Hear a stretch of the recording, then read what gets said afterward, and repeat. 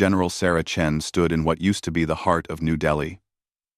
The city that once held 20 million people now sat silent under a gray sky. Radiation detectors on her suit beeped steadily, measuring the poison that soaked into every stone and beam.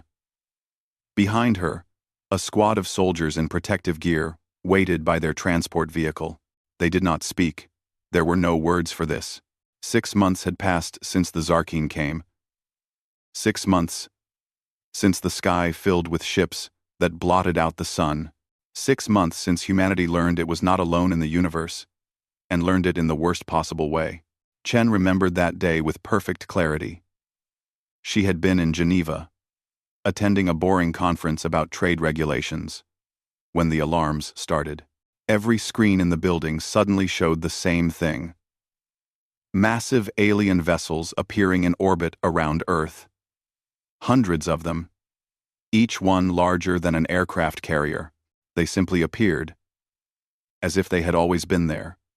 Their technology so far beyond humanity's understanding that they crossed space itself like it was nothing. The aliens broadcast a message in perfect English, Mandarin, Spanish, Arabic, and a dozen other languages. Their translation technology was flawless. The message was simple. This world now belongs to the Zarkeen Dominion. You have one rotation of your planet to surrender all military forces and accept our governance. Resistance will be met with total destruction. Humanity asked for time to consider. The world leaders needed to meet, to discuss, to understand what was happening. They requested 48 hours. The Zarkeen response came 30 minutes later. A beam of light fell from the sky and erased Mexico City. 4 million people simply ceased to exist in an instant. Then came another message. You have the time we gave you. Not 1 second more. The governments of Earth scrambled. Some wanted to surrender immediately. Some wanted to fight. Some simply collapsed in despair. While politicians argued, the deadline ticked away. When Earth's rotation brought the deadline to its end, humanity had not yet given a formal answer. The Zarkeen began their attack. 23 cities died in the first day. The aliens targeted the largest population centers with surgical precision: New Delhi, Tokyo, Lagos, Sao Paulo, New York, Cairo, Shanghai, Los Angeles, Mumbai, Moscow, and more. Each one hit with weapons that turned matter into energy. The death toll climbed so fast that counting became meaningless. 4.2 billion people died in 72 hours. But something happened that the Zarkeen did not expect. Humanity did not surrender. Instead, something ancient and terrible woke up inside the human species. Every petty conflict, every old hatred, every national rivalry suddenly meant nothing. The fractured nations of Earth looked at their burning world and made a choice. They chose each other. They chose to stand together. They chose to fight. And humanity had been preparing for this day, though they did not know it would come so soon.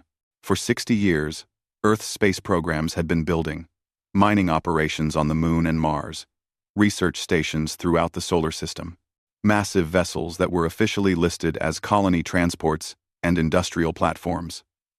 The public saw peaceful exploration. The military saw something else. A fleet, waiting to be activated. When the Zarkeen attacked, codes were transmitted across the solar system. The colony ships opened their hulls to reveal weapon systems. The mining stations activated drives that pushed them to speeds no civilian craft should reach. The research platforms deployed fighter wings that had been built in secret facilities on the far side of the Moon. Earth had been quietly preparing for hostile contact for decades. The governments had hoped they would never need these weapons. They had hoped first contact would be peaceful. They had been wrong. The battle for Earth lasted 6 weeks. The Zarkeen had superior technology, but humanity had numbers, desperation, and intimate knowledge of their own solar system. Human commanders used tactics the aliens had never seen. Ships pretended to be destroyed, then activated again to strike from unexpected angles. Fighters hid in the debris fields and asteroid belts. Weapons that seemed primitive by galactic standards were used in ways the Zarkeen could not predict. The human fleet could not win, but they did not need to win. They just needed to hurt the enemy badly enough that the cost became too high. After 6 weeks of brutal fighting, with half their fleet destroyed and supplies running low across hostile space, the Zarkeen retreated. They jumped back into whatever dimension they used for faster-than-light travel and left Earth behind. But the damage was done. A third of humanity lay dead. The survivors inherited a wounded world. Chen stepped over a pile of rubble that might have once been someone's home. Her boots crunched on glass that had melted and reformed into strange shapes. She reached the memorial site her team had prepared. A flat area had been cleared, and on it stood a simple monument. A black stone wall with names carved into its surface. 4.2 billion names. The wall stretched for miles in every direction, and it was not yet complete. It would take years to carve all the names. She found the section she was looking for. Her hand reached out and traced the letters. Amanda Chen, age 14. Her daughter had been in Shanghai. When the beam fell, there had been no warning. No time to run. No chance to say goodbye. One moment, Amanda had been messaging her mother about a school project. The next moment, she was gone. Chen did not cry. She had no tears left. She had cried them all in the first weeks. Now, there was only purpose. A voice spoke behind her. "General, the transport is ready. The council is waiting." Chen turned to see Captain Rodriguez, her aide. The young man looked tired. Everyone looked tired these days. Sleep came hard when the sky had proven to be full of enemies. "Tell them I'm on my way," Chen said. The flight to Geneva took 2 hours. The city had survived the initial attack, though the nearby mountains were scarred by a near miss that had vaporized Lake Geneva. The water was slowly returning, fed by rivers and rain, but the ecosystem would take generations to recover. The Unified Earth Command had set up headquarters in the deep bunkers beneath the old United Nations building. The organization that had once struggled to get nations to agree on trade policy now commanded the combined military forces of an entire species. Necessity had accomplished what decades of diplomacy could not. Chen descended into the bunkers, passing through multiple security checkpoints. Armed guards stood at every junction. Humanity had learned that the universe was hostile. They would not be caught, unprepared, again. The council chamber was a large room with a circular table. Seated around it were representatives from every major nation and military force on Earth. The fragile unity that had formed during the invasion had been carefully maintained. Everyone understood that division, now, meant extinction. Chen took her place at the table. On the screen behind her, data scrolled past. Intelligence reports, intercepted communications, astronomical observations. For 6 months, every telescope and listening post had been pointed at the stars, searching for any sign of the enemy. They had found something. "Members of the council," Chen began. "We have successfully decoded the Zarkeen communication protocols. Our computer scientists used the transmissions they made during the invasion as a baseline. It took 6 months, but we can now understand their language." She pressed a button, and the screen changed to show lines of translated text. "These are military dispatches from the Zarkeen fleet during their retreat. They confirm what we suspected.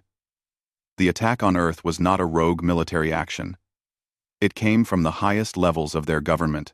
The Dominion High Council ordered the invasion. They believed we were a young species that could be easily conquered and absorbed into their empire." Though murmurs ran around the table, Chen continued, "More importantly, we have identified the specific council members who gave the authorization. There were 12 of them. Their names, positions, and last known locations are all in the database. We know who they are. We know where they live." A Russian general leaned forward. "What are you proposing, General Chen?" Chen took a deep breath. This was the moment that would define humanity's future. "I am proposing Operation Reckoning. We have the fleet. We have the technology we captured from destroyed Zarkeen ships. We have reverse-engineered their faster-than-light drives. We can now travel to the stars." She paused. "I propose we hunt down every single council member who ordered the death of our people. I propose we bring them to justice for what they did to Earth." The chamber erupted. Some voices called out in agreement. Others raised concerns. The debate raged for hours. Some argued that humanity should focus on rebuilding, not revenge. Others pointed out that if Earth did not respond with strength, they would be seen as weak, and other species might attack them in the future. The Chinese representative stood. "We must ask ourselves, what are we? Are we victims who hide and hope we are never hurt again? Or are we survivors who make sure no one ever dares to hurt us again?" The Indian delegate added, 4 billion of our people are dead. If we do nothing, their deaths mean nothing. If we act, we send a message to the entire galaxy. Humanity will not be destroyed. Attack us, and we will find you. There will be nowhere you can hide. The debate continued until the chairman called for a vote. Chen watched as each representative cast their decision. The tally appeared on the screen. The vote was unanimous. Operation Reckoning was authorized. Humanity was going to war. Chen stood before the council one last time. "Understand what we are committing to. This will not be quick. It will not be easy. The Zarkeen Dominion spans hundreds of worlds. They have allies and vassals throughout their region of space. We will be fighting on their territory, using technology we barely understand, against enemies we have never seen before." She looked around the table, meeting each person's eyes. "But we will do this. For every child who died in Shanghai, for every parent who burned in Lagos, for every dreamer who looked at the stars and hoped for a better future, only to have that future stolen by beings who thought we were too weak to matter. We will show them what humanity becomes when you take everything from us and leave us with nothing but each other." The council members nodded. There was no joy in their faces, no eagerness for battle. They all knew the cost of war. They had seen it, written in the ashes of their cities. "How long will this take?" asked the Brazilian representative. Chen considered the question. "Years, maybe decades, but we will not stop. Every council member who authorized the attack will face justice. They will answer for what they did. This I promise you." She saluted the council and left the chamber. Outside, Captain Rodriguez waited with a datapad. "General, the fleet commanders are requesting your orders. When do we deploy?" Chen looked at the pad. It showed the positions of Earth's new warships. The vessels were ready. The crews were trained. The weapons were loaded. Humanity's answer to the invasion was prepared to launch. "Tell them we deploy in 72 hours. That's how long the Zarkeen gave us before they started killing. I want them to understand the symmetry." She smiled, but there was no warmth in it. "We're going to teach the galaxy a lesson about humanity. They wanted to show us our place in the universe. Now we'll show them theirs." As Chen walked through the corridors of the command center, she passed walls covered with photographs. The faces of the dead stared back at her.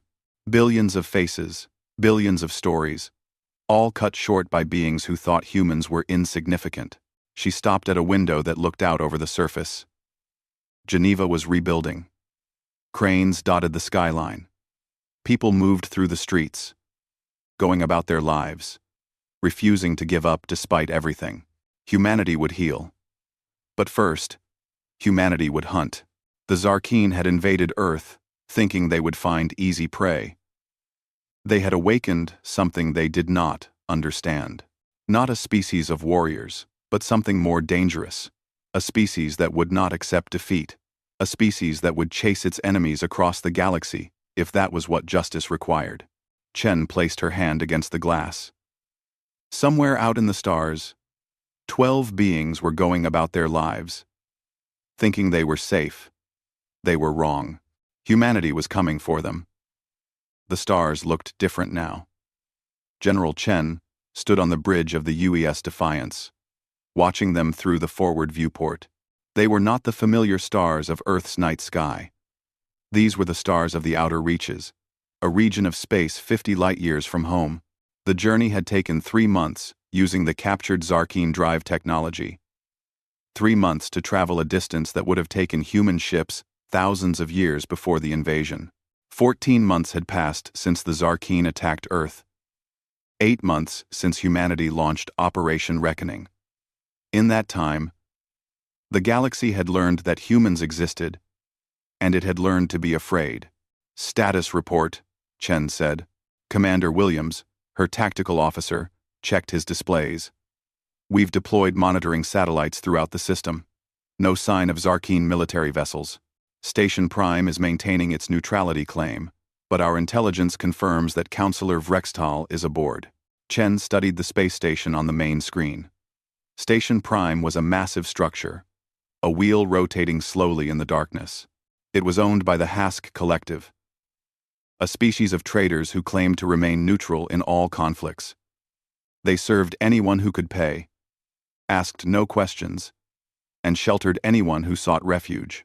It made them very wealthy and very useful to those who had something to hide. "Hail the station," Chen ordered. A moment later, a Hask appeared on the screen. The alien looked like a cross between a turtle and a spider, with a hard shell and multiple limbs that moved independently. Its voice came through the translation software as a calm, businesslike tone. "This is Station Master Krell. Welcome to Station Prime, human vessel. We are surprised to see your kind this far from your home world. Do you require docking services? This is General Sarah Chen of the Unified Earth Command. We have credible intelligence that you are harboring Counselor Vrextal of the Zarkine Dominion. He is wanted for war crimes against humanity. We demand his immediate surrender." The Hask's limbs rippled in what might have been laughter. "General Chen, Station Prime is neutral territory recognized by 17 major galactic powers. We do not involve ourselves in political disputes. Whatever grievances you have with your guests are not our concern." Chen had expected this response. She had prepared for it. "Station Master Krell, let me explain something to you about humanity. We are new to galactic politics.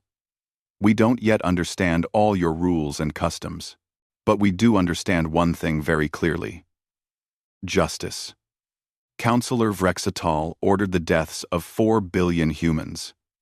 Men, women, and children, who were no threat to him or his people. They died because he wanted to make an example of us." The Hask's tone remained calm. "Many species have grievances with each other, General. This is not unusual. What is unusual is your response. Typically, disputes are resolved through diplomatic channels, economic pressure, or limited military actions within accepted parameters. Your species has violated dozens of galactic conventions in your pursuit of these individuals." "Conventions we never agreed to," Chen replied. "Tell me, Station Master, do these galactic conventions include rules about exterminating billions of civilians without warning or cause?" The Hask was silent for a moment. "The Zarkine action against your world was regrettable, but it is not unprecedented. Young species are often subjected to such demonstrations. It is how the balance of power is maintained." Chen felt her jaw tighten. This was what they had learned over the past 8 months. The galaxy operated on rules that humanity found repulsive. The strong dominated the weak. Young species were kept in their place through intimidation and occasional violence. War was conducted according to elaborate rules that protected the powerful and limited the damage to their interests. Humanity had no interest in following those rules. "Station Master Krell, I am giving you 6 hours to turn over Counselor Vrextal. If you refuse, we will take action." "General Chen, I must warn you that any attack on Station Prime will be considered an act of war against the Hask Collective and all 17 signatories to the Neutral Station Treaty. You would be making enemies of half the galaxy. Then I suggest you spend the next 6 hours deciding which concerns you more. Your treaty? Or what happens when you shelter those who commit genocide?" Chen cut the transmission. Commander Williams looked nervous. General, if we attack the station, the political consequences could be severe. Earth needs allies, not enemies. Chen understood his concern. It was a concern shared by many in the Earth government. But she also understood something else. Respect was not given in this galaxy. It was taken. Commander, humanity has been in this galaxy for 8 months. In that time, what have we learned? Williams considered the question. That most species view war as a limited engagement. They fight for resources, territory, or political leverage. But they do it with rules. Casualties are minimized. Damage to infrastructure is avoided when possible. Wars end with negotiations, not total victory. Exactly, Chen said. They fight like chess players. Move and countermove, playing for advantage, always leaving room for the opponent to survive because they know they might face them again someday. They've been playing these games for thousands of years. She turned to face her bridge crew. But humanity doesn't play chess when someone murders our family. We don't follow rules written by people who think genocide is just a political tool. We want the galaxy to understand that attacking Earth comes with a price that cannot be negotiated away. The 6 hours passed slowly. Chen used the time to review the intelligence reports on Counselor Vrextal. He was a high-ranking member of the Zarkeen military leadership. His career spanned 300 years, which was not unusual for his species. They lived long lives and spent most of those lives expanding their empire. The report included his testimony during the Zarkeen High Council meeting, where the attack on Earth was authorized. The translation software had captured his words. The humans have advanced too quickly. Their technology grows exponentially.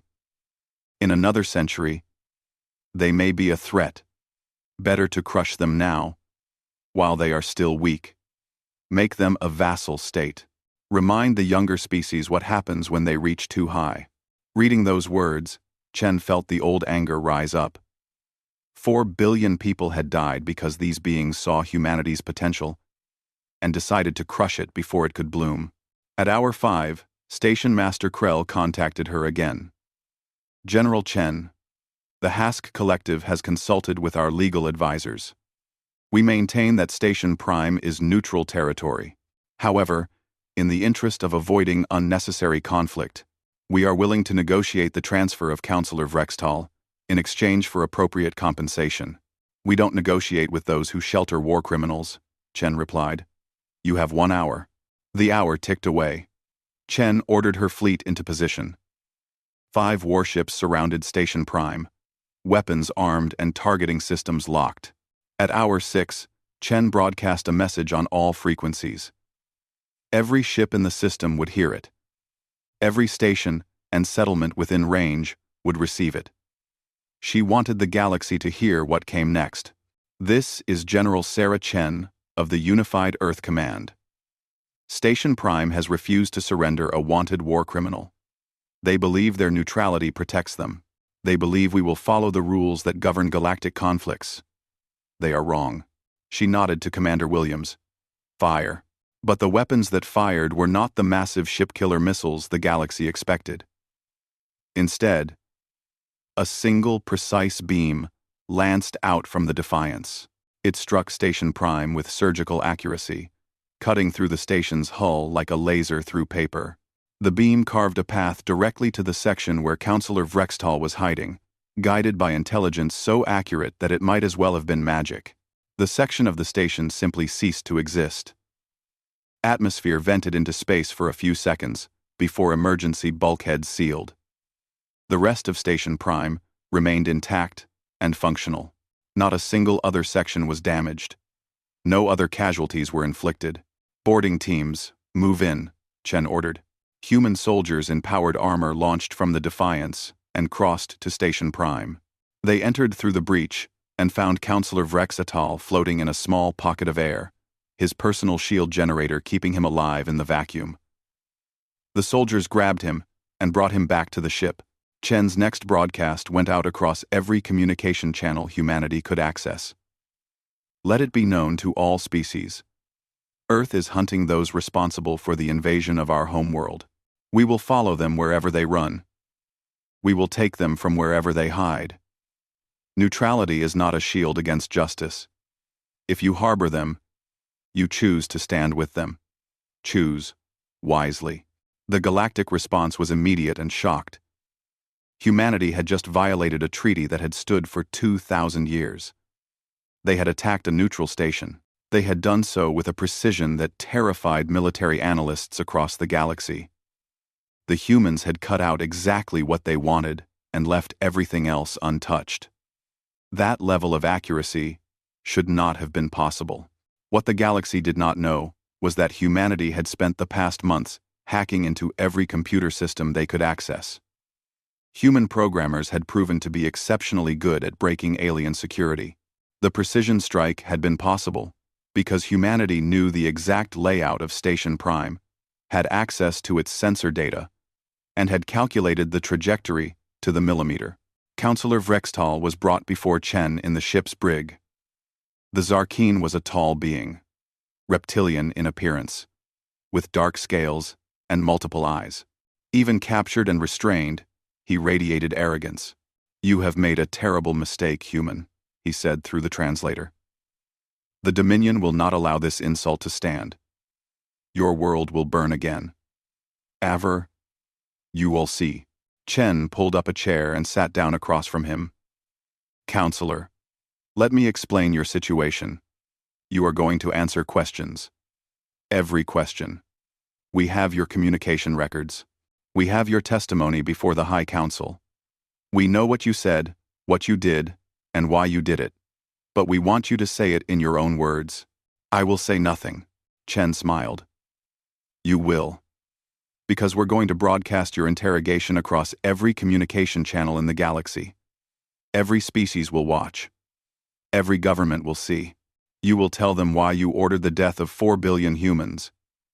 And when you're done, the galaxy will understand exactly what kind of beings sit on the Zarkeen High Council." Over the next 3 weeks, Chen's team questioned Vrextal. At first, he refused to speak. But humanity had studied Zarkeen psychology. They had learned what motivated them, what they feared, what they valued. Slowly, carefully, the interrogators broke down his resistance. The broadcasts went out daily. The galaxy watched as Vrextal described the High Council meeting. He explained how the attack on Earth had been planned as a demonstration. The Zarkeen had noticed humanity's rapid technological advancement and decided to act before humans became a peer competitor. They had chosen overwhelming force to ensure humanity would never consider resistance. "It was meant to be merciful," Vrextal said in one session. "We could have exterminated your entire species. Instead, we gave you the chance to surrender. When you refused, we disciplined you. This is how the strong guide the weak." "By murdering 4 billion innocents?" the interrogator asked. "By teaching a necessary lesson. Young species must learn their place." The broadcasts caused chaos across the galaxy. Public opinion turned sharply against the Zarkeen. Species that had suffered similar demonstrations began to speak out. The Dominion found itself isolated, its diplomatic standing crumbling. But more importantly, the other 11 council members who had authorized the attack realized that humanity was serious. They began to run. Intelligence reports came in from across the galaxy. Council member Thaxal had fled to the border territories. Council member Pringkor had sought asylum with the Velkor Empire. Council member Zirval had disappeared into the criminal underworld. Chen marked each location on her star map. The hunt was on. Before leaving the system, Chen made one final broadcast. "To those who wonder why humanity pursues this course, we do not do this out of rage, though we have rage. We do not do this out of hatred, though we have cause for hatred. We do this because, if we don't, the galaxy will continue to operate by rules that allow genocide as a tool of policy. 4 billion humans died because beings like Vrextal saw us as a problem to be solved. We will not allow their deaths to be meaningless. Every council member who authorized the attack will face justice. This is not negotiable. This is not subject to galactic law or convention. This is humanity's promise to itself and to the universe. The Defiance and her sister ships jumped back into faster-than-light travel, heading for the next target. Behind them, the galaxy buzzed with conversation and speculation. A new power had emerged, and it played by different rules. The Helios Nexus was supposed to be humanity's grave. That was what the Zarkeen Dominion had planned. That was what their allies believed would happen. 4 fleets from 4 different species had gathered in this remote system, waiting for the human ships to arrive. They did not have to wait long. General Chen stood on the bridge of the Defiance, studying the tactical display. Her fleet consisted of 20 warships, humanity's entire deep space offensive capability. Facing them were 80 vessels representing the Zarkeen Dominion, the Vroth Confederation, the Keltak Swarm, and the Morian Hegemony, 4-to-1 odds. The galaxy expected humanity to turn back. All ships, battle stations, Chen ordered. Execute Formation Theta.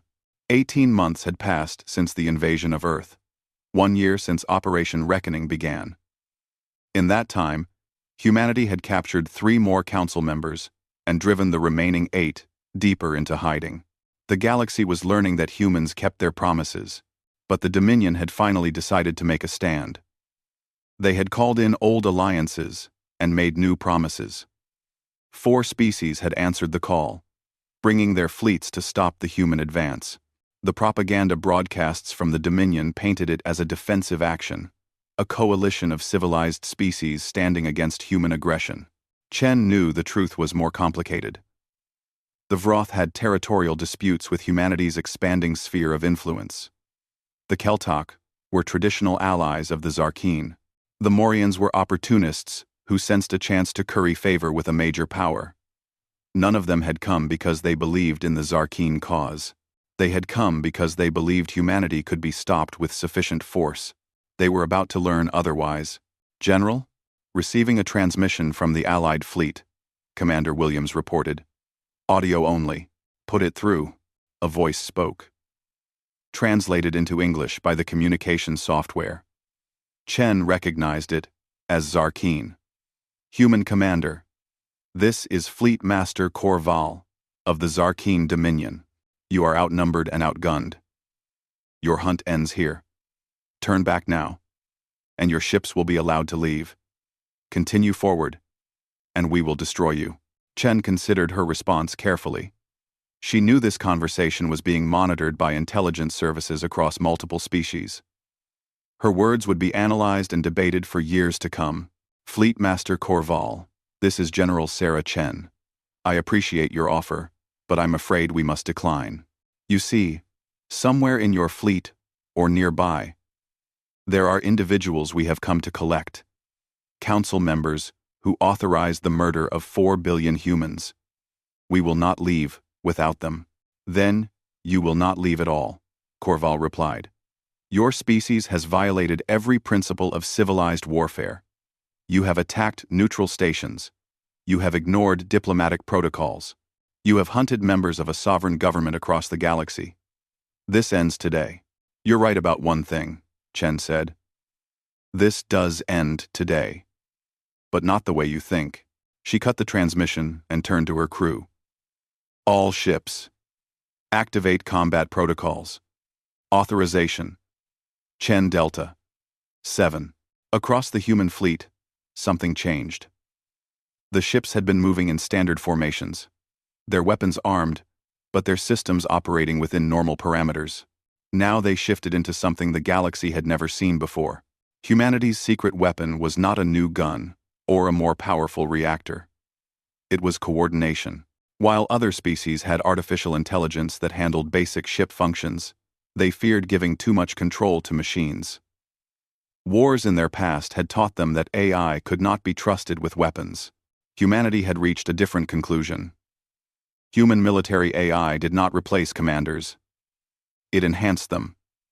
Every ship in Chen's fleet was connected through a network that operated faster than thought. Tactical data flowed between vessels in microseconds. The AI coordinated movements, predicted enemy actions, and calculated firing solutions, while human commanders made the strategic decisions. The result was a fleet that moved like a single organism. Enemy fleet is advancing, Williams reported. They're maintaining standard engagement spacing. Chen watched the tactical display. The Allied fleet was moving in a formation that made sense according to centuries of galactic military doctrine. Each ship maintained distance from its neighbors to avoid collateral damage. Their weapon systems were optimized for long-range bombardment. They expected a traditional engagement, ships trading fire at maximum range, shields absorbing damage until one side's defense failed. Close to weapons range, Chen ordered. Maximum speed. The human fleet accelerated. The Allied commanders must have been confused. Standard doctrine called for maintaining distance, using range as a defensive measure. The humans were doing the opposite. Enemy fleet opening fire, Williams said. Multiple missile launches detected. Hundreds of projectiles crossed the distance between the fleets. The missiles were smart weapons, each one capable of tracking and adjusting its course. Against a normal fleet, they would have been devastating. The human ships began to dance. It was the only word that fit. The vessels moved in patterns that seemed impossible. They jinked and weaved through the incoming fire. Their movements perfectly coordinated. When a missile got too close to one ship, a neighboring vessel would fire point defense systems to destroy it. The entire fleet operated as if controlled by a single mind. Not a single missile found its target. The Allied fleet tried to adjust, launching more missiles, activating energy weapons. The human ships continued their advance, closing the distance at speeds that pushed their engines to the limit. Chen's tactical AI calculated trajectories, predicted enemy fire patterns, and adjusted course a dozen times per second. Entering optimal firing range, Williams announced. All ships, Alpha strike on my mark, Chen said. Target the Vroth vessels. 3, 2, 1. Mark. 20 human ships fired as one. Their weapons were not as powerful as the massive guns on Zarkeen battleships, but they did not need to be. The coordinated fire focused on a single point, overwhelming shields through sheer concentration of force. 3 Vroth ships exploded in rapid succession. The Allied fleet tried to scatter, to break formation and create distance. But the human ships pursued like wolves after prey. They split into smaller groups, each one moving with perfect coordination. One group would draw enemy fire while another attacked from an unexpected angle. They used the debris from destroyed ships as cover. They executed maneuvers that should have required minutes of calculation in the space of seconds. Fleet Master Corval must have realized what was happening. His ships began broadcasting on all frequencies, calling for the human fleet to honor the rules of engagement, to allow disabled ships to withdraw, to accept surrender when offered. Chen ignored the requests. This was not a fight for territory or resources. This was a message. General, Commander Williams said quietly. We're receiving distress signals from several enemy vessels. They're requesting mercy. Chen felt the weight of the decision. She was not a monster. She did not enjoy killing. But she also understood that mercy shown too early would be seen as weakness. Broadcast on all channels, she ordered. This is General Chen to the Allied fleet. We will accept the surrender of any vessel that powers down its weapons and transmits its crew manifest. You have 2 minutes to comply. Across the battlefield, Allied ships faced a choice. Continue fighting a battle they were clearly losing, or surrender to the humans everyone had believed they could defeat. 15 ships powered down their weapons. The rest continued fighting. The battle lasted another 40 minutes. When it was over, the Allied fleet had been broken. 53 ships were destroyed or disabled. The remaining vessels fled into faster-than-light travel, scattering in different directions. The human fleet had taken damage. 2 ships were severely hit and would need extensive repairs. But not a single vessel was lost. Chen ordered the fleet to secure the battlefield. The surrendered ships were boarded by human marines. Wounded aliens were given medical treatment. Prisoners were processed according to the military conventions that Earth had established. This was important. Chen wanted the galaxy to understand something crucial about humanity. When the first Vroth commander was brought aboard the Defiance, he seemed confused. His species was tall and insectoid, with multiple limbs and compound eyes. Through the translator, he spoke with a clicking voice. "I do not understand. Your kind fights with such ferocity. Why do you now show mercy?" Chen met his gaze. "Because we can tell the difference between those who make war and those who are forced to fight it. Your government made the choice to ally with the Zarkeen. You followed orders. We will treat you according to the same standards we would want if the situations were reversed." The Vroth commander's antennae twitched. "But this is not how wars are fought. The strong dominate. The weak submit. Your kind should be taking what you want from us." "That's the old way," Chen said. "We're showing you a new way. Humanity fights with everything we have when we must. But we do not become monsters to defeat monsters. Remember that. Tell your people what you saw here today." Over the next 3 days, as the human fleet secured the system and tended to prisoners, Chen conducted interviews with the captured officers. She learned valuable information about the locations of the remaining council members, but more importantly, she sent a message through those prisoners that would spread across the galaxy. On the 4th day, Chen made a broadcast. It was transmitted on every frequency, aimed at every listening post within 100 light years. "This is General Sarah Chen of the Unified Earth Command. Today we fought and defeated a coalition fleet that outnumbered us 4-1. We did not seek this battle. We did not want this war. But when the Zarkeen Dominion chose to murder 4 billion humans, they set us on a path we cannot turn away from." She paused, letting the words sink in. "To those who fought against us today, we have treated your wounded. We have fed your prisoners. We will return them to your governments as soon as arrangements can be made. We do this not because you deserve mercy, but because this is who humanity chooses to be. We will not become the monsters who attacked our world." Another pause. To the Zarkeen Council members who still hide. "We are coming. Every ally you call will fail you. Every fortress you hide behind will fall. Every day you run is just another day until we find you. You wanted to teach us our place in the galaxy. Thank you for the lesson. Now we'll teach you yours." Chen cut the transmission. Commander Williams approached her, holding a datapad. "General, we've decoded the enemy fleet communications. 3 council members were supposed to be present at this battle, observing from a command ship. They fled when they saw we were winning. Our long-range sensors tracked their vessels. We know where they went." Chen looked at the data. The 3 council members had fled to Kraz Thor, the fortress world of the Zarkeen Dominion. It was the most heavily defended planet in their territory, surrounded by orbital weapons platforms and protected by thousands of ships. It was where the Dominion kept its most precious assets. It was where the remaining council members would gather, believing the defenses made them untouchable. Chen smiled. "Plot a course for Kraz Thor. It's time to end this." The news of the battle at Helios Nexus spread across the galaxy like a wave.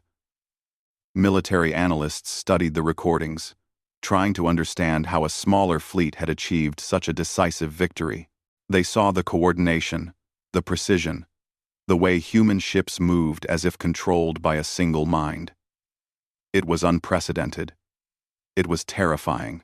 Governments that had been considering open opposition to humanity's hunt suddenly reconsidered.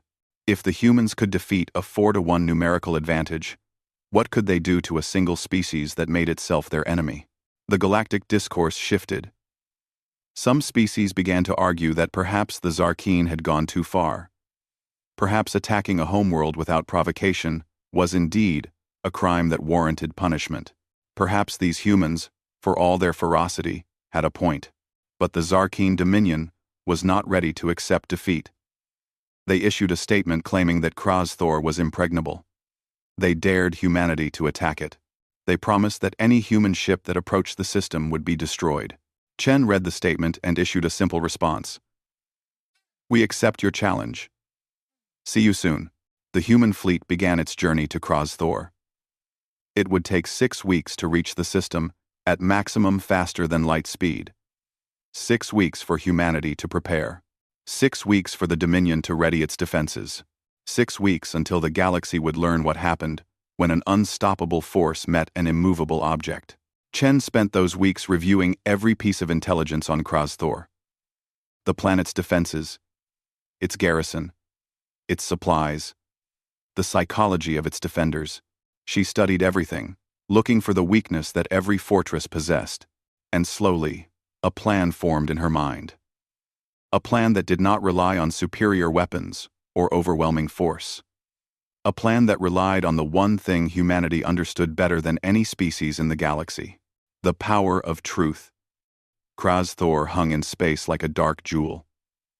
Orbital platforms surrounded the planet in 3 concentric rings, each one bristling with weapons capable of destroying capital ships. The surface was covered with bunkers, command centers, and garrison facilities housing 2 million Zarkeen soldiers. It had never been conquered. In 3,000 years of Dominion history, no enemy had ever breached Kraz Thor's defenses. General Chen stood on the bridge of the Defiance, watching the fortress world on her display. 22 months had passed since the invasion of Earth. 14 months since Operation Reckoning began. 7 council members had been captured. 3 more had died resisting arrest. The final 2 were on Kraz Thor, hiding behind the most powerful military installation in this region of the galaxy. All ships, establish blockade positions, Chen ordered. Activate jamming systems. The human fleet spread out around the system, creating a sphere of coverage that ensured nothing could leave without detection. Communication jammers activated, cutting Kraz Thor off from the rest of the galaxy. No messages would get in or out unless humanity allowed it. For 3 days, nothing happened.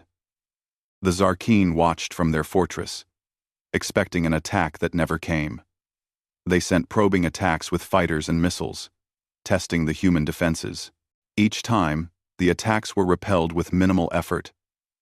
The humans were not there to fight. Not yet. On the 4th day, Chen sent a message to Kraz Thor. It was broadcast on all frequencies, aimed at every receiver on the planet and orbital stations. People of Kraz Thor, this is General Sarah Chen of the Unified Earth Command. We have come for 2 individuals, Council Member Thexnar and Council Member Vril OK. These beings authorized an unprovoked attack on Earth that resulted in the deaths of 4 billion humans. We are here to bring them to justice. The message continued. We do not wish to harm you. We do not wish to destroy your world. We only want the 2 individuals responsible. Surrender them to us, and this ends peacefully. Refuse, and we will take them by force. The response from the Dominion was predictable. Military Governor Zelmak, the commanding officer of Kraz Thor, sent a reply dripping with contempt. Human General, your threats are meaningless. Kraz Thor has stood for 3 millennia. Your small fleet cannot breach our defenses. You have achieved some victories against lesser opponents, but now you face the full might of the Dominion. Leave now, or be destroyed. Chen had expected this response. She sent another message, but this one was different. This one included video. The broadcast showed Earth. Not Earth as it was before the invasion, but Earth as it existed now. The footage was carefully curated to show maximum impact. Ruined cities, their buildings melted by orbital bombardment. Mass graves being excavated. Row after row of bodies. Hospitals overflowing with radiation victims. Children orphaned by the attack. Their eyes empty of hope. The narration was simple. This is what Council Member Thexnar authorized. This is what Council Member Vril OK approved. 4 billion people who had done nothing to threaten the Dominion. 4 billion lives ended because your leaders wanted to teach a lesson to a young species. The broadcast went out every day for a week. Different footage, different stories, but the same message. This is what your leaders did.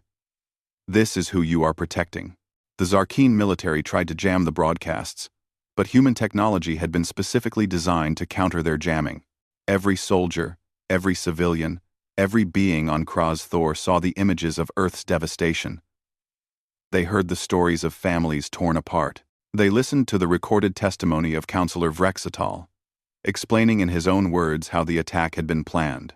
On day 12 of the siege, Chen broadcast Vrexatal's most damning statement.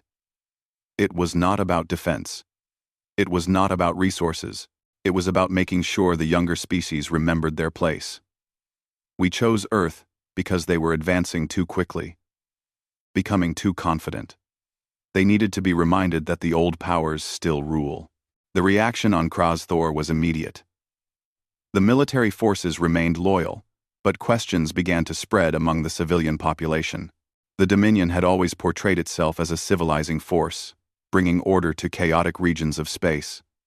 But the footage from Earth showed something different. It showed cruelty without purpose, violence without justification. Chen continued the broadcast campaign. But she also sent a second message, this one specifically targeting the military garrison. Soldiers of Kraz Thor, we know you are following orders. We know you did not make the decision to attack Earth, but you now face a choice. Your leaders brought this war to our doorstep. They killed our families. And they did it, believing we would submit. We did not submit. We are here, and we will not leave until justice is served. She paused. We do not want to fight you, but we will if we must. Ask yourselves, is protecting 2 council members worth dying for? Is defending beings who ordered genocide a cause worth your lives? The psychological warfare continued. Every day brought new broadcasts. Survivors from Earth telling their stories. Footage of human rebuilding efforts, showing a species that refused to give up. Intercepted communications from the High Council, proving that the attack had been calculated and deliberate. On day 18, something changed. A message came from Kraz Thor, encrypted and sent on a narrow beam to avoid detection by Dominion security. This is Colonel Darnax of the Garrison Security Force. We have been listening to your broadcasts. Many of us have questions about the attack on your world. Can you guarantee safe passage for representatives who wish to meet with you?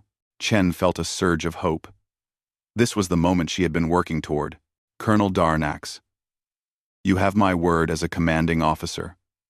Any representatives you send will be treated with respect and returned safely, regardless of what you decide. 3 days later, a small shuttle left Kraz Thor and approached the human fleet. Chen met the Zarkeen delegation in a conference room aboard the Defiance. There were 5 of them, all military officers of various ranks. They looked nervous. Colonel Darnax spoke first. General Chen, we come seeking truth. The broadcasts you have shown contradict what our government has told us. We need to understand what really happened. For the next 6 hours, Chen walked them through the entire timeline.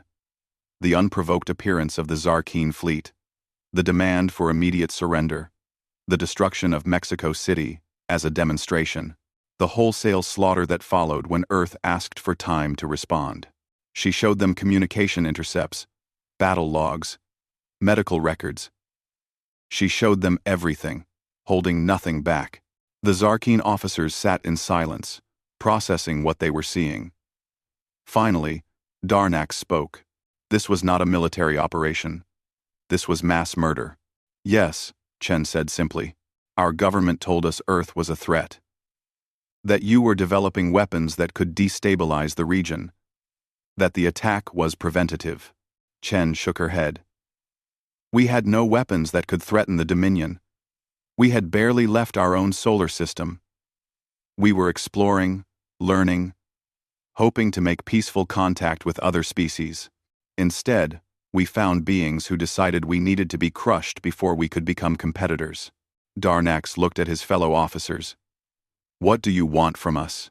I want you to go back to Kraz Thor and tell your people the truth. Let them decide for themselves whether protecting council members Thexnar and Vril is worth defending. The choice is yours to make. Number 4. Number 4. The officers returned to Krozthor. Chen did not know what they would do, but she had planted a seed. Over the next week, that seed grew. Discontent spread through the garrison. Soldiers who had believed they were defending the Dominion against aggressors now questioned whether they were actually protecting war criminals. Officers who had followed orders without question began to wonder whether those orders had been just. Military Governor Zelmach tried to suppress the dissent. He arrested several officers suspected of disloyalty. He executed a civilian who spoke too openly about questioning the council. He declared martial law and restricted all communications. But it was too late. The truth was out, and truth was a weapon more powerful than any gun. On day 34 of the siege, Chen received another encrypted message. This one was from a larger group, calling themselves the Justice Movement. They represented military and civilian leaders who believed the council members should be surrendered. "We are prepared to act," the message said. "But we need assurance that humanity will not destroy Krozthor after we surrender the council members. Can you guarantee the safety of our world?" Chen considered the question carefully. She knew that how she answered would determine not just the outcome of this siege, but humanity's reputation in the galaxy for generations to come. "You have my word," she replied. "Surrender council members Thexnar and Vril OK, and the human fleet will withdraw immediately. We will not occupy your world. We will not demand reparations. We seek justice, not conquest. Help us achieve that justice, and this ends peacefully." The response came 2 days later. "We are moving against the governor's forces. Stand ready." What followed was a coup. The Justice Movement, led by Colonel Darnax and supported by significant portions of the military, moved against Governor Zelmach and the loyalist forces. The fighting was brief but intense. The governor and his supporters had superior defensive positions, but they were outnumbered. Council members Thexnar and Vril OK tried to flee in a private ship, but the rebels had taken control of the orbital defenses. The ship was disabled and forced to return to the surface. After 47 days of siege, Krozthor's defenses fell without a single shot fired by human forces. The Justice Movement transmitted a message to Chen. "General Chen, this is Colonel Darnax. We have secured council members Thexnar and Vril OK. We are prepared to turn them over to your custody. We request that you keep your word and leave our world in peace." Chen ordered the fleet to stand down from combat readiness. She personally led a landing party to Krozthor's surface, accompanied by a small honor guard. They met with Colonel Darnax in the central plaza of the planet's capital city. Thousands of Zarkeen watched as the two council members were brought forward in restraints. Thexnar and Vril OK both looked defiant, their reptilian features set in expressions of contempt. "This is a betrayal," Thexnar hissed. "You hand us over to these primitives? You dishonor the Dominion." "That's..." Colonel Darnax stepped forward. "No, council member. You dishonored the Dominion when you ordered the massacre of billions. You dishonored us when you hid behind our soldiers instead of facing justice. The humans are right. You are criminals, and criminals must face consequences." Chen accepted custody of the two council members. She turned to address the assembled crowd. Her words translated for all to hear. "People of Krozthor, today you have shown the galaxy something important. You have shown that justice matters more than loyalty to corrupt leaders. You have shown that truth can overcome propaganda. You have shown courage in the face of difficult choices." She gestured to the two captured council members. "These beings ordered the deaths of 4 billion humans. They did it casually, as if our lives meant nothing. But because of your actions today, they will face trial. They will answer for what they did. And the galaxy will see that no one is above justice." Chen paused. "As promised, the human fleet will now withdraw. We came for these 2 individuals, and you have given them to us. We have no quarrel with your people. We hope that in the future, when humanity and the Zarkeen Dominion meet again, it will be as equals, not as enemies." The human landing party returned to their ships, bringing the 2 council members with them. True to her word, Chen ordered the fleet to leave the system immediately. As the Defiance jumped into faster-than-light travel, Commander Williams approached Chen. "General, we've received a message from Earth. The Council wants to know when you're returning home." Chen looked at the datapad showing the locations of the 7 captured Council members and the 2 who had died. 9 out of 12. 3 still remained at large, but intelligence suggested they were in hiding, no longer protected by military forces or allied governments. "Tell them we'll be home in 6 months. We have a few more stops to make, but the hard part is done." Over the next 5 months, humanity tracked down the final 3 Council members. One was found hiding on a remote mining colony. Another surrendered voluntarily, tired of running. The final one was located on a smuggler's ship and captured after a brief chase. All 12 Council members who had authorized the attack on Earth were now in human custody. The hunt was over. Chen ordered the fleet to return home. The journey took several weeks, traveling back across the space they had crossed during their long pursuit. As they approached Earth, Chen stood on the bridge, watching her homeworld grow larger on the screen. The planet still bore scars from the invasion, but cities were being rebuilt. The atmosphere was slowly healing. Life continued, as it always did. Humanity had hunted across the galaxy, fought against superior numbers, besieged an impregnable fortress, and achieved their goal without losing themselves in the process. They had proven that justice could be pursued without becoming the very thing they opposed. The Defiance entered orbit around Earth to a hero's welcome. But Chen felt no triumph, only relief. The war was over. The hunt was complete. Now came the final act, bringing the Council members to trial before the entire galaxy. The Galactic Concordat Assembly Hall was the largest diplomatic space in known civilization. It could hold representatives from 300 species, each in environments suited to their biology. The hall had witnessed treaties that ended centuries of war, agreements that opened new trade routes, and declarations that changed the balance of power across thousands of light years. It had never witnessed anything like this. General Sarah Chen walked through the main entrance, flanked by human security personnel. Behind her, in specially designed containment units that maintained security while allowing visibility, came the 12 Zarkeen Council members. The beings who had ordered the deaths of 4 billion humans were being brought to trial before the entire galaxy. 28 months had passed since the invasion of Earth. 16 months since humanity began Operation Reckoning. The hunt was over. Now came the judgment. Chen took her position at the human delegation station. Around her, hundreds of species watched through various visual and sensory organs. Some were humanoid, walking on 2 legs with recognizable features.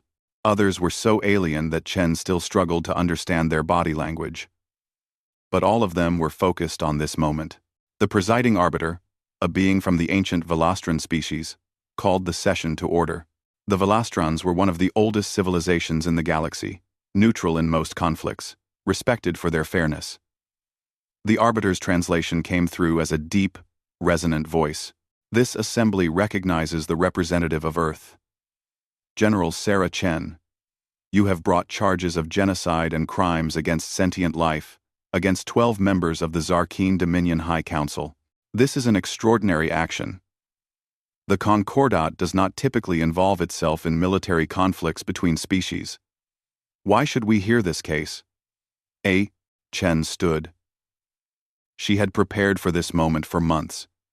Everything humanity had done, every battle fought, every diplomatic bridge burned, had led to this.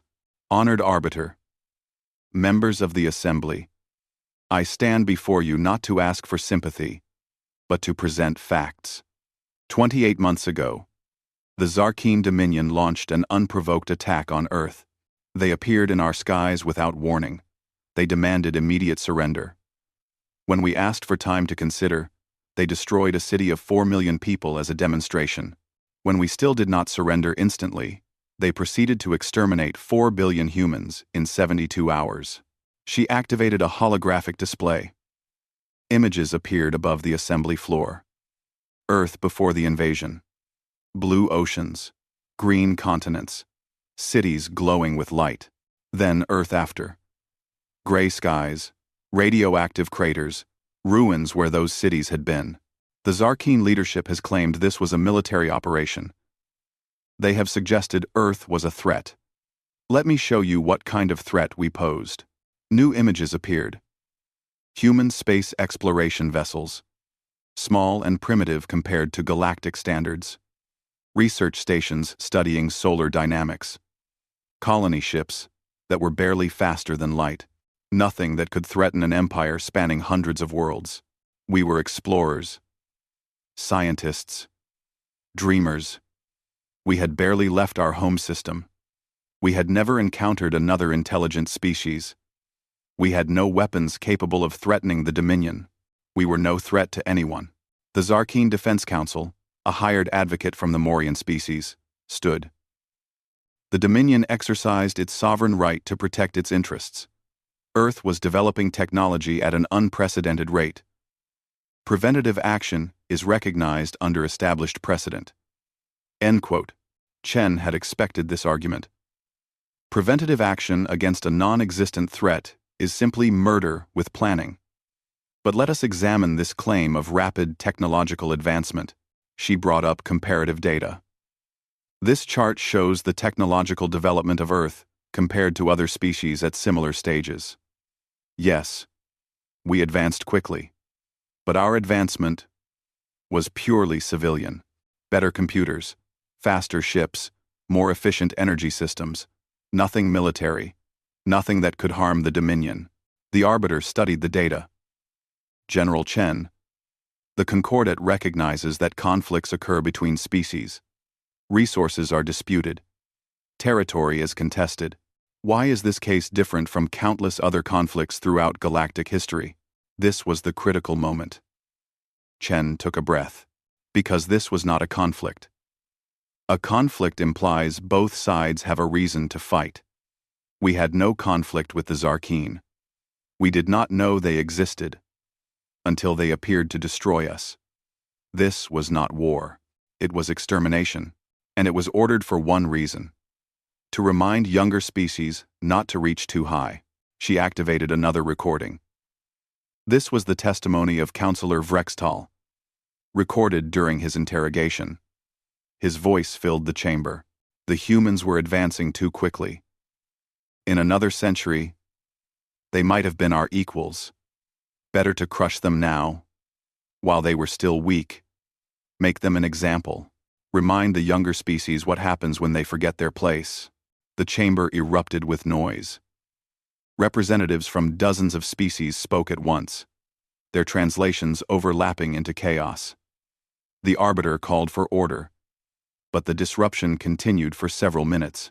When quiet finally returned, the Arbiter addressed the assembly. We have all heard this testimony before, as humanity has broadcast it across the galaxy, but hearing it again in this context raises difficult questions.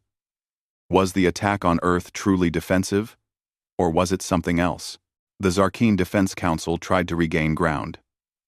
Even if we accept that the attack was aggressive rather than defensive, this does not justify humanity's response. They have violated numerous treaties. They attacked neutral stations. They pursued sovereign officials across the galaxy. They conducted warfare in ways that break every convention of civilized conflict. Chen smiled. It was not a pleasant smile. Civilized conflict. Let me explain something about humanity to this assembly. We are new to galactic politics. We did not grow up with your rules and conventions. So when the Zarkeen attacked us, we did not know that we were supposed to surrender gracefully. We did not know that genocide was an accepted tool of diplomacy among the civilized species. We did not know our place. She walked to the center of the floor, addressing not just the Arbiter but every species present. You want to know why humanity pursued this course? Why we hunted across the galaxy? Why we refused to follow your rules? I'll tell you. Because your rules are designed to protect the strong and keep the weak in their place. Your rules say that a powerful species can destroy a younger one and face no real consequences. Your rules say that as long as you follow certain formalities, murder on a massive scale is acceptable. The chamber was silent now. Every being present was listening. Humanity rejects those rules. We reject a galaxy where might makes right. We reject a civilization where the old powers can crush the young to maintain their dominance.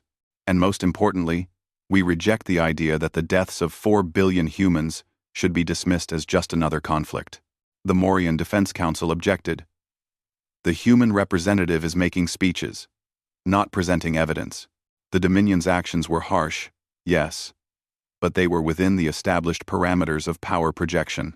This is how the galaxy has operated for millennia. Then the galaxy has been wrong for millennia, Chen shot back. And if this assembly refuses to recognize that, then humanity will continue to operate outside your system. We will be the ones who remind the powerful that actions have consequences. The Arbiter raised a hand, calling for calm. General Chen, threats do not serve your cause. Please present your formal case. Chen nodded and returned to her station. For the next 6 hours, she walked the assembly through the evidence. Communication logs showing the High Council meeting where the attack was authorized. Military records proving the attack was planned months in advance. Casualty reports detailing the 4 billion deaths.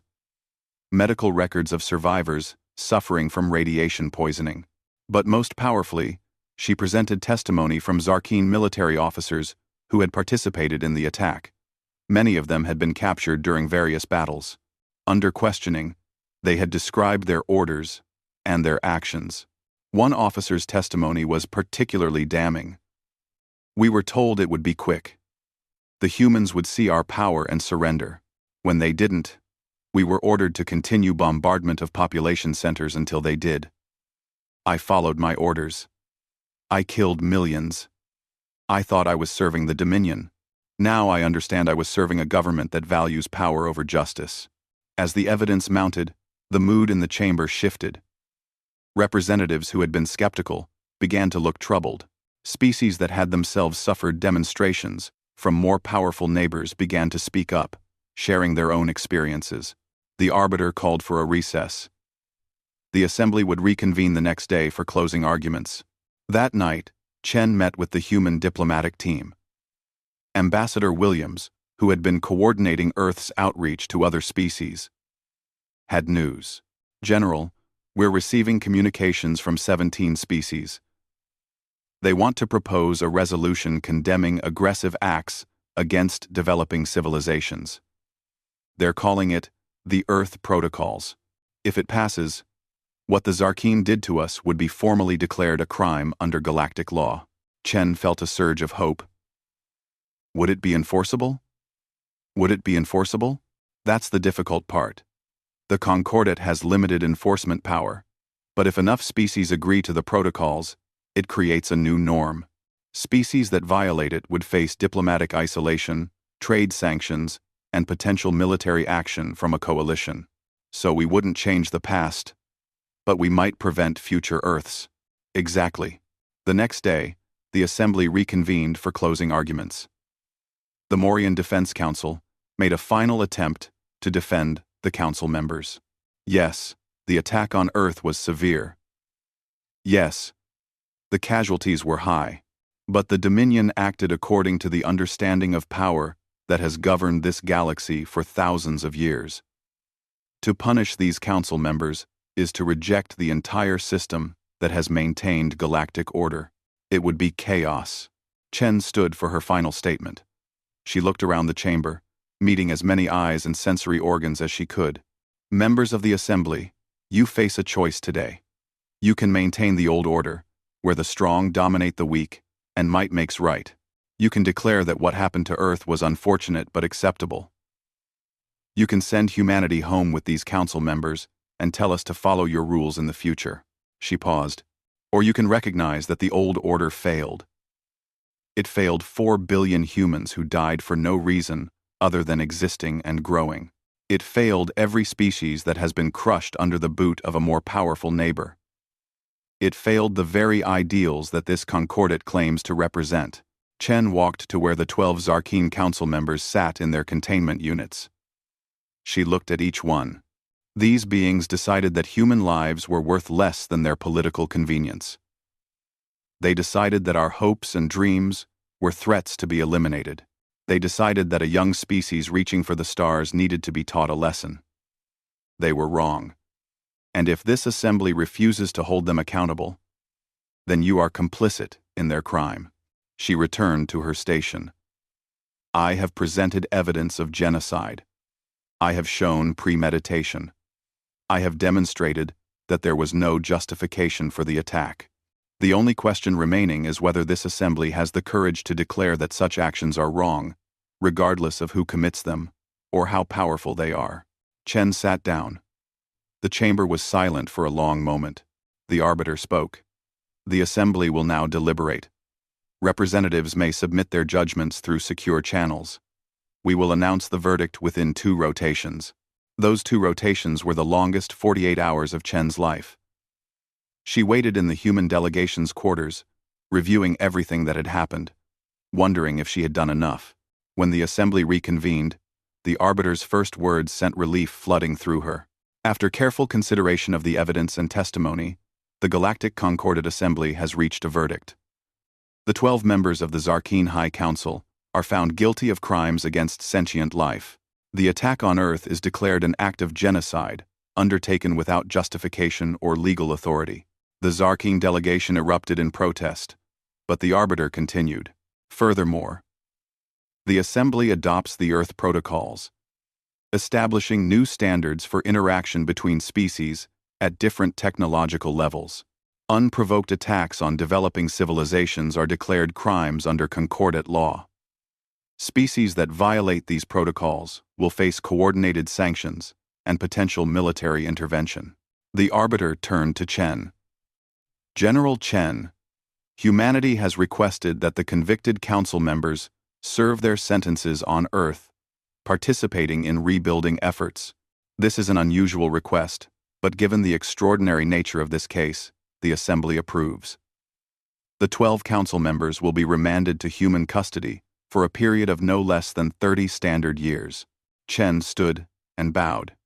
The human delegation thanks the Assembly for its wisdom and courage. As the session ended and representatives began to leave, dozens of species approached the human delegation. Some offered congratulations. Others expressed support for the Earth Protocols. A few quietly admitted that they had suffered similar attacks in their own histories and were glad to see the practice finally condemned. But Chen knew this was not really about the verdict or the protocols. It was about precedent. Humanity had shown the galaxy that the old rules could be challenged, that justice could be pursued even against overwhelming odds, that a young species could stand up to ancient powers and win. 3 weeks later, Chen stood on Earth, at the memorial wall bearing 4 billion names. The 12 Zarkeen Council members stood with her, now wearing work clothes instead of their formal robes. They were beginning their 30 years of service, required to help rebuild what they had destroyed. Chen found her daughter's name on the wall. She placed her hand on it, as she had many times before. A young reporter approached, recording the moment. General Chen, was it worth it? All the battles, all the political fights, all the risks? Was it worth it for revenge? Chen turned to face the camera. She wanted her words to be recorded, to be remembered. It was never revenge.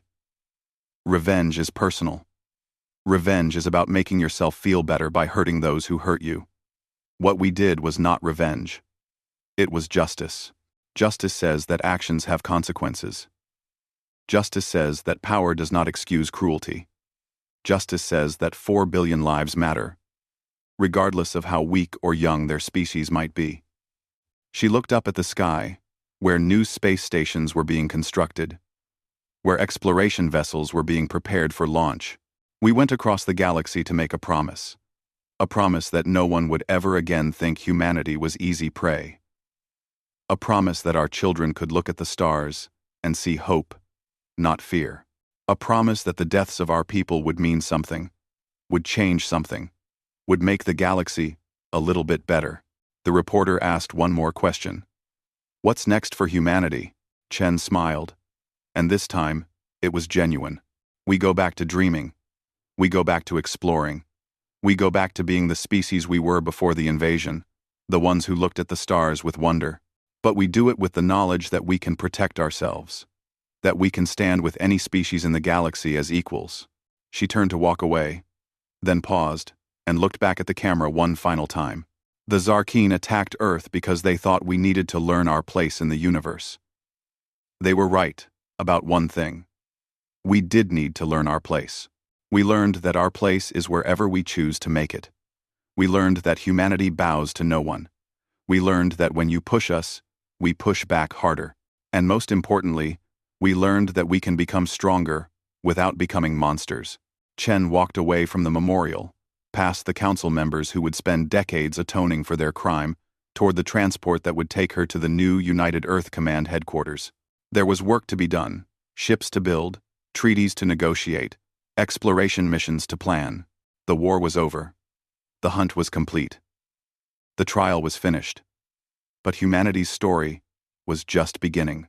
Above Earth, in the orbital shipyards, the latest vessel was taking shape. It was not a warship, but an exploration vessel designed to travel to the far reaches of the galaxy. Its name, painted proudly across the hull, was visible even from the ground: UES New Dawn. Because that was what humanity had won through all the pain and struggle, not just justice for the past, but hope for the future. A future where Earth stood among the stars not as a victim or a conqueror, but as a species that had faced the darkness and emerged still believing in the light. The galaxy had tried to teach humanity its place. Instead, humanity had taught the galaxy a lesson it would not soon forget: that justice, when pursued with unwavering determination, could move mountains. That a species willing to stand for its principles could change the rules that governed civilization itself.